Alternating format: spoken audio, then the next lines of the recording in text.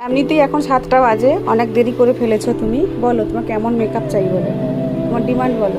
Glossy টাইপের হয়, হ্যাঁ ঠিক আছে, আর বেশি ব্লাশ করব না, আচ্ছা। হালকা গ্লিটার দেব। হুম।